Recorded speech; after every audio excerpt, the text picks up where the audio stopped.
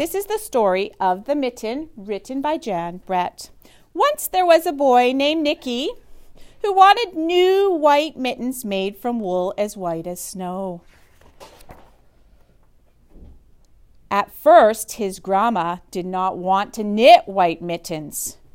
If you drop one in the snow, she warned, you'll never find it. But Nicky wanted snow white mittens, so finally, Baba made them. Give him the mittens. After she finished, she said, when you come home, first I'll look to see if you're safe and sound, but then I'll look to see if you still have your snow white mittens. So off Nicky went, and it wasn't very long until one of his new mittens had dropped in the snow and was left behind.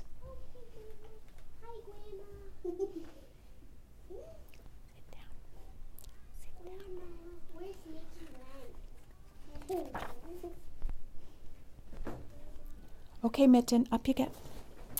A mole was so tired from tunneling along, they discovered the mitten and burrowed inside. It was cozy and warm and just the right size, so he decided he wanted to stay. A snowshoe rabbit came hopping by. He stopped for a moment to admire his winter coat, but it was then he saw the mitten and he wiggled in.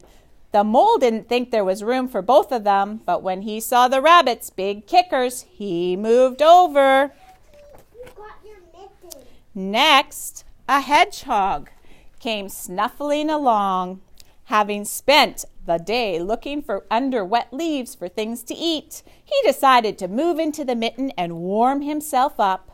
The mole and the rabbit bumped and jostled, but not being ones to argue with someone covered with prickles, they made room. As soon as the hedgehog disappeared into the mitten, a big owl swooped to attract. Because he was attracted by the commotion, he swooped down.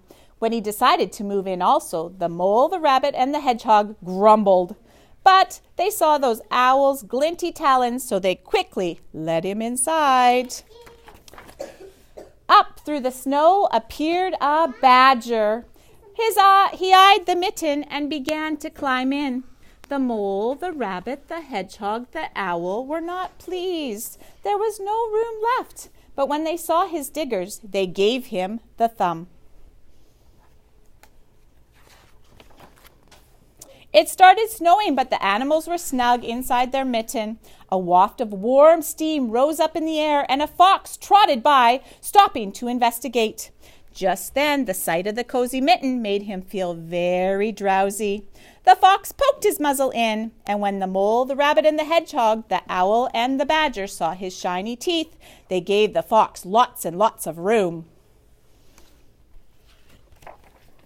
A great bear lumbered by. He spied the mitten all plumped up. Not being one to be left out in the cold, he began to nose his way in. The animals were packed in as tight as could be, but what animal would argue with a bear?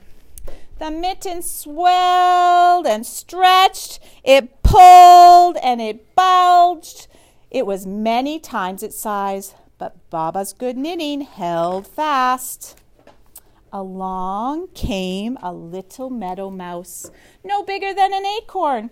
She wiggled into the one space left and made herself comfortable on top of the great big bear's nose. Sit down, please.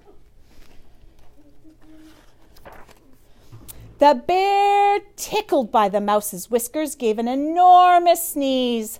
Ah, ah, ah, achoo! The force of the sneeze shot the mitten up in the sky and scattered the animals in all different directions. Okay, animals, come and sit down.